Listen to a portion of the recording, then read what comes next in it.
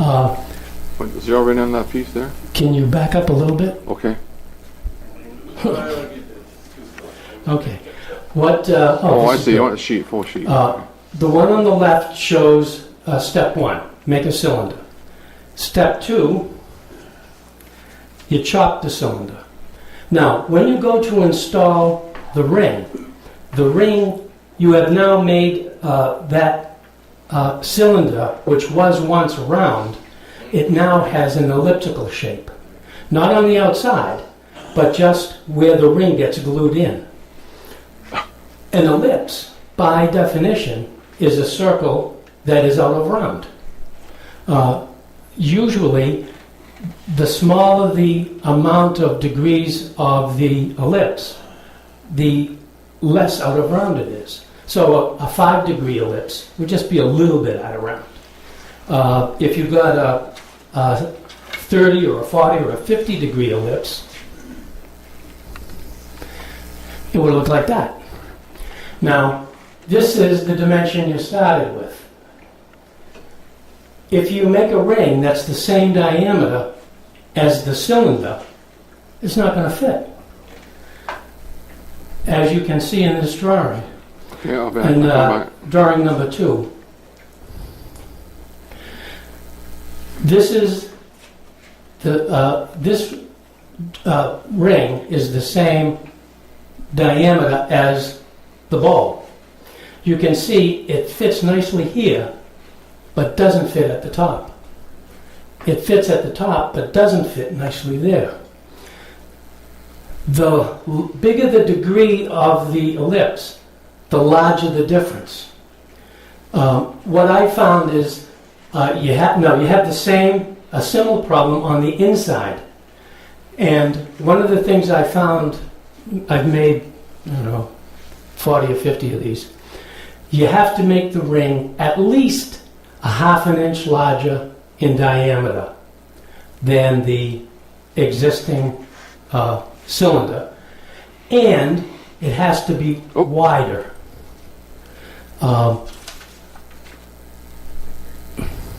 Should have brought some Scotch tape. Yeah, I'm going to do this. It has to be wider, and that's because. All right, I'll just draw one that's just slightly out of round. Oh boy, that's slightly out of round. Okay. All right. Let's say that this was 6 inches, and this was 7 inches.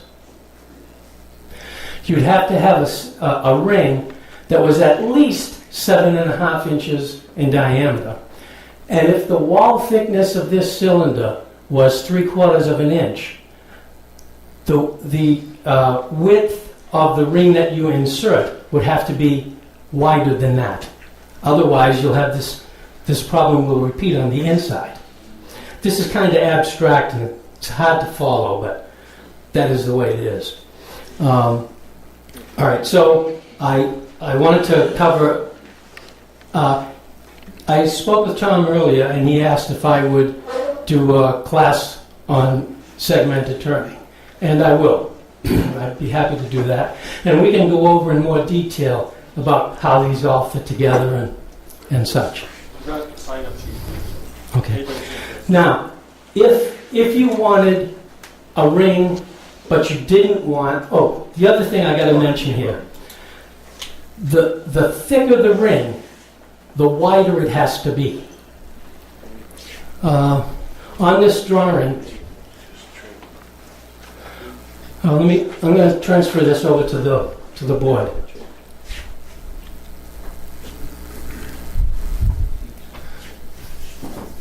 There's a brush there somewhere. Okay.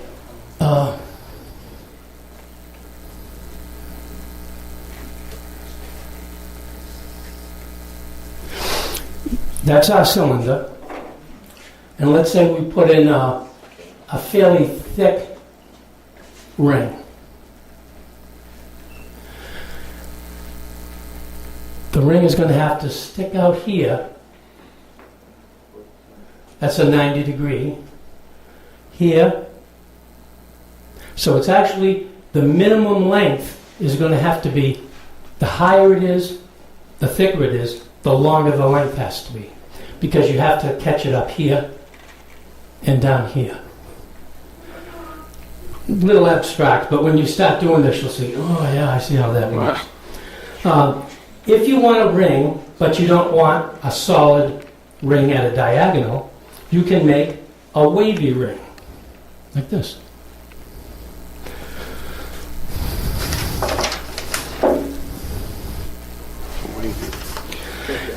Now, I stumbled onto this idea. I said, okay, I've made a ring. How do I make a ring that waves, that has a dip to it? And I thought about it. When you look at a bowl, and you see this here, your eye tends to follow that curve. When I ask people, how do you think I did this? They say, I don't know, probably like with a saber saw and you just run it. But I can't see where you started and where you stopped. It's not how I did it. What I did was, I went to my bandsaw, I made this, just an L-shaped piece of wood with a bunch of holes in it. I stood beside the bandsaw. So I'm going to put this down here. The bandsaw blade is over here with the teeth going that way. Take a bowl. I actually drilled this hole so I could mount my chuck in here and expand it into that cup in the bottom that holds the piece from moving. And then, depending on, I use these holes here, I put a pin through it into another board with a bunch of holes in it. And then, I'm going to hold this up here because on the table you can't see it very well. So here's the bandsaw blade over here with the teeth on the front. And I just swing it through. And what that does is it makes a single cut. The blade never stops. You don't back up and go forward. You just go right through. And it makes that wavy line. Right there. Now I've done that dozens of times on different bowls. I've done 2 or 3 or 4 cuts that are parallel. So you have a series of wavy lines. This piece here, which you can barely see the cuts in this because they're kind of small. I'm going to put it here, but I would suggest you come up and actually look at that afterwards.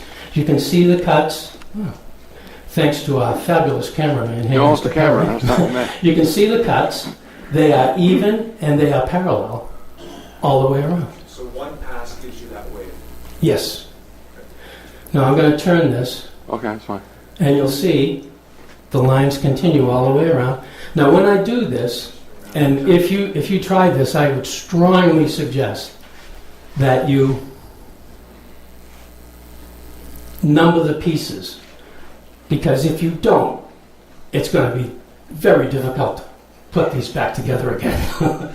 So I number them 1, 2, 3, 4. If you were making 10, 1, 2, 3, 4, 5, or A, B, C, D, or whatever way works for you. But you have to number them. Now, this is kind of rough, but at this point, the next step would be to take these apart, lay in a piece of veneer. I like to use 1/16 veneer on this because I've used thinner pieces, but it's not as crisp, it's not as sharp, people don't see it as readily. A 16th inch piece is pretty strong, you can see that. One of the other things I did while we're talking about diagonals, I made 2 identical bowls, one out of walnut, one out of maple. Same number of pieces, same size, identical. Set one into this jig, cut it, moved it up a 1/2 inch, cut it again. That was with the maple bowl. Then I took the walnut bowl, did exactly the same thing. I took the maple piece and put it in the walnut bowl, and the walnut piece and put it in the maple bowl. And it's amazing, people will look and say, how the hell did you do that? And it's really quite simple. So when you're laying in your veneer in that scenario, is it one solid piece of veneer all the way around? Yeah. Or would you cut it at all? No, just a single square. You know? And you could make, I have resisted the temptation to make a segmented ring out of that veneer because it doesn't sit well.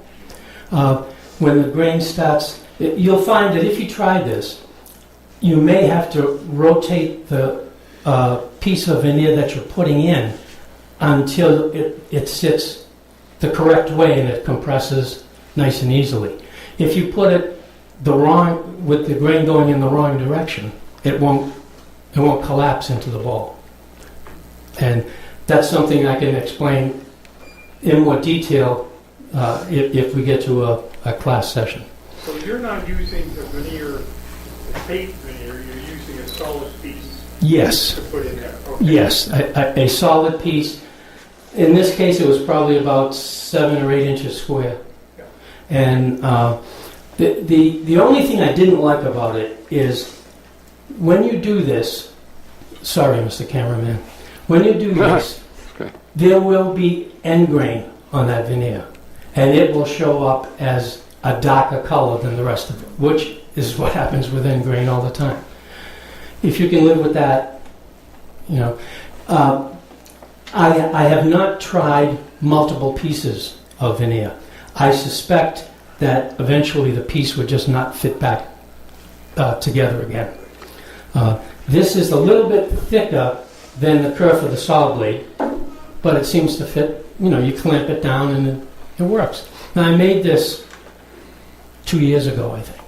So, you know, it's not like it looks great and then a month later it's all pieces. You know, they're pretty stable. Okay, So that rough piece becomes that nice piece. that's right. Wow. This piece here that looks like crap, you get the veneer in, and one of the things I found is, another thing I want to tell you about is pre-turning the sides, but I'll do that later. As you start to turn the outside, it comes out nice and clean. You can use a scissors or a utility knife and trim the veneer down so you get pretty close to the side. You can't do that as well on the inside. It's just a lot harder to. And when you got multiple layers, the veneer space is only like 1/2 inch thick, so you just can't get a saw in there. So what I found is just chuck it up, start turning.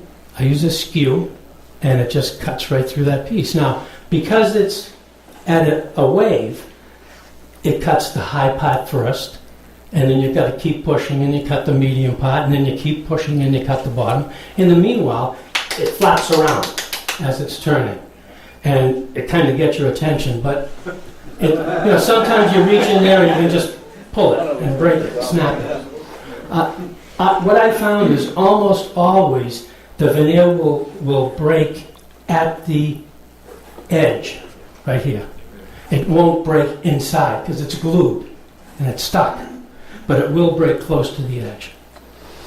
All right, so we've talked about diagonals, wavy lines, multiple wavy lines. Now another thing you can do, let's say that in this case I made parallel wavy lines. If you wanted to have a bowl, I'm going to take this with me, Mr. Oh, Cameraman. okay. If you wanted to have a bowl where the wavy lines were not parallel, here's what you would do. There's the bowl. Let's say that this is the first. I got a better idea. Here's the first line. Okay? If you take the bowl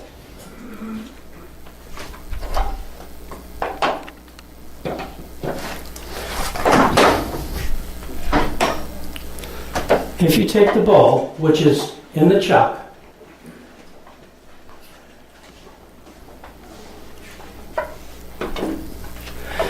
if you take the bowl and you've just cut it, if you loosen up the chuck and rotate the bowl 90 degrees and cut it again, here's what you'll end up with.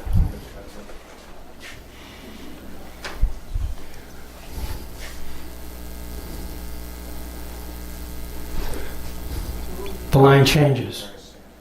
Now, if you do 180, you end up with basically the same thing you started with.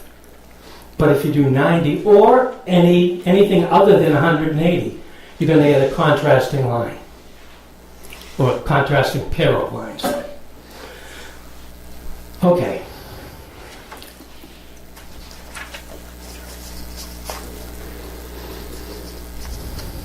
What was your building surface? How do you get that so?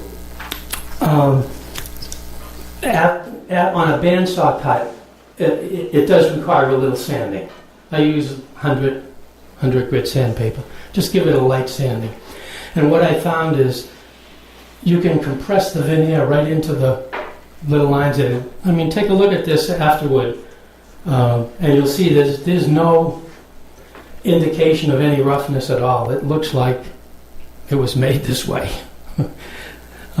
So I understand that a bandsaw cut is not nearly as clean as a chop saw cut or a table saw cut, but it still works. What kind of a blade are you using? A bandsaw? Yeah, just a regular, nothing, what you buy at Canadian Tire or Sears or anything like that. How many teeth per inch? Teeth per inch? I don't remember. I'll check Oh, okay. and I'll let you know.